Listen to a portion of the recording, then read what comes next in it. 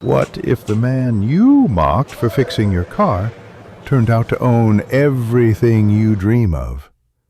In a world ruled by appearances, one arrogant businessman is about to discover a shocking truth, one that will leave him speechless and everyone around him stunned.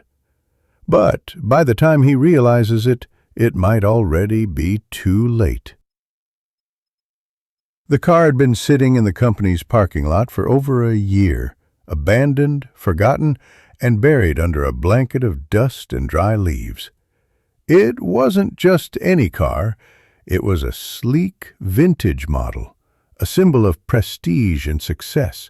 Shiny red curves once gleamed like polished glass in the sunlight, chrome trim that used to catch the eye of every passerby, and leather seats that still faintly smelled of luxury.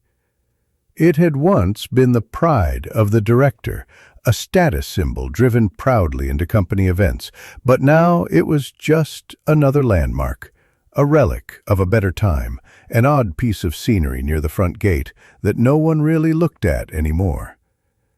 Everyone knew the story, though the details had turned into office folklore. One morning, out of nowhere, the engine died. No warnings, no strange sounds, just silence. The director, frustrated but determined, called in mechanic after mechanic. One after another they poked around, muttered to themselves, quoted prices, and left.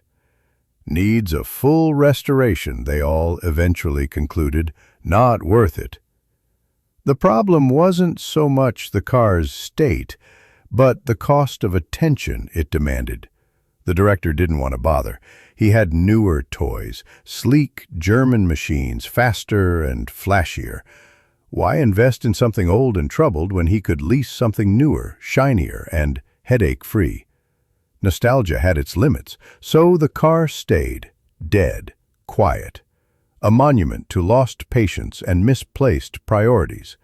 Day after day it endured the sun that cracked its once shiny dashboard, the rain that streaked the dust, and the wind that whispered through its untouched frame. Eventually, it became something of a joke, a conversation starter during coffee breaks, a symbol of failed investments. "Fix that thing and it's yours," the director would chuckle to new hires. It became a casual dare, harmless, empty words tossed out like confetti. But words have a way of lingering, especially in quiet rooms and quieter hearts. One morning, the director stood in the lobby with a few managers, sipping his usual cup of black coffee. He stared out the tall glass windows and saw the same lifeless shape in its corner. "Still there," he said, with a dry laugh. "I swear, whoever makes that thing run, I'll hand over the keys myself." Everyone laughed. Of course they did. The idea was ludicrous. That car was beyond saving, and even if someone could fix it, no one truly believed the director would honor his word. But not everyone laughed. Down the hall, pushing a mop across the glossy floor tiles, was a man named Riemann, the janitor, the invisible man. To most, he was just part of the building, like the elevators or the vending machine. Always there, always silent. Floors spotless. Trash bins never full. He never intruded, never interrupted. If you greeted him, he'd smile, but few ever did. But that day, something in Riemann shifted. He didn't laugh. He didn't even glance up at the chuckling crowd. His eyes found the car outside the window, and he paused. Something in his gaze sharpened, not with curiosity, but with recognition. The joke had awakened something dormant inside him, a memory, a skill, a part of himself that had gone quiet for years. That afternoon, as the office emptied for lunch and silence fell like a soft blanket, Riemann stood near the car, not close enough to seem strange, just observing, watching, waiting. Then, cautiously, he approached. The air smelled of sun-baked metal and dust. He brushed the driver's side window, revealing the leather within. It was faded, but familiar. He reached for the hood. It resisted at first, stiff from months of neglect. With a groan of rusted hinges, it opened. No one saw. No one cared. He was just the janitor.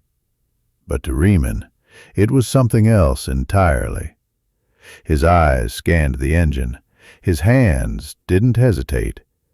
It was like meeting an old friend, a friend fallen on hard times. Within seconds, he saw it. A frayed ignition wire, dangling like a forgotten thought, not catastrophic, just overlooked.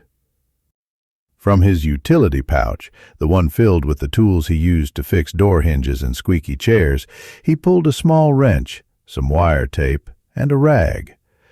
Tools, yes, but also memories, confidence, and under the bright afternoon sun, with no applause and no audience, Riemann did what no one else had bothered to try. He fixed it. When he turned the key, the engine coughed. Once, twice. Then, like a deep breath returning to lungs, it roared. The sound was not loud in volume, but in meaning. It rolled through the parking lot like thunder breaking a drought. Inside, people froze mid-sentence. Forks stopped halfway to mouths. Heads turned toward the windows. The car was running, not just idling, alive, awake. In seconds, the silence was broken by footsteps. People spilled out of the building, drawn by the sound, phones in hand, recording, whispering. "That's the janitor," someone muttered. "Riemann," another said, as if saying his name for the first time. A mechanic from the company maintenance team jogged over, eyes wide.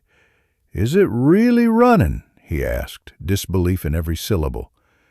Riemann nodded, not proud, just honest. It just needed a little care. The director heard the commotion and rushed to his office window. And there it was, his vintage beauty, breathing, rumbling, alive. He didn't walk, he stormed. Out of the office, through the lobby, past the stunned employees, into the parking lot, weaving through the crowd that parted like water around him, and there stood Riemann, quiet, still, waiting. You fixed it?" the director asked, barely able to believe the sight. Riemann nodded. "It wasn't broken, just forgotten." Silence, not of awkwardness, but of reflection. Everyone looked at the director. Their minds echoed with the joke, the dare, the promise. "Fix the car, and it's yours." The director laughed, unsure. "I was joking, you know."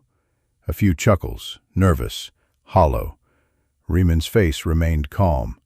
"I know. I didn't do it for the car. It just bothered me. Seeing something with value wasting away happens to people, too."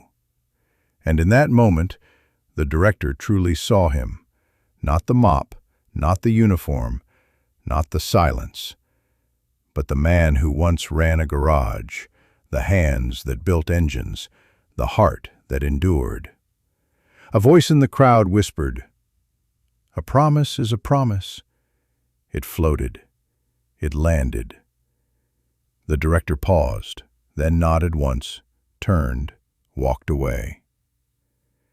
The next morning, nothing seemed different.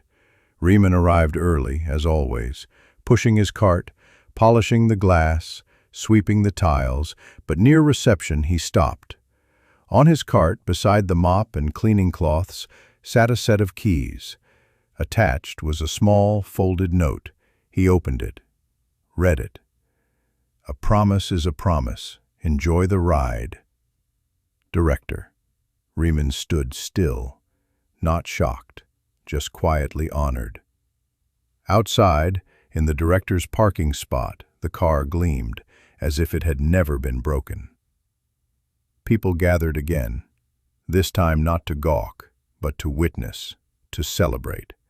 When Riemann stepped outside, keys in hand, the crowd clapped, gently, respectfully, sincerely. The director stood off to the side, hands folded, smiling. "You earned it," he said. Riemann nodded, sat behind the wheel, turned the key. The engine roared. And as he drove off, slow and smooth, one thought echoed among the crowd. Never underestimate quiet hands and humble hearts. They carry the loudest stories.